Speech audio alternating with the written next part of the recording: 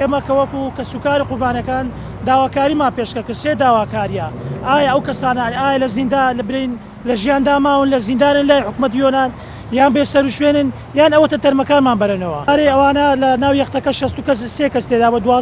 13 کەس ڕزگار بووە 50 کەس ماوە بێسەر و شوێنە زیاتر لە 30 کەس بێسەر و شوێنەکان کوردن حەوت لە ڕزگاربووەکان کووردا. بەڕێز جەنابی سەرۆکی پەرلەمان و جێگیری سەرۆکی پەرلەمان پێشوازیان کرد لە کەسوکاری قوربانیانی یەختەکەی دەریاچەی ئیجا و بەڕێز سەرۆکی پەرلەمان تاکیدی کردەوە کە لە ساتی ڕوودانی ئەم کارەساتە ناخۆشە و ڕووداوە ناخۆشە بەداخەوە کە ساڵانێکم حاڵەتانە دووبارە ئەبێتەوە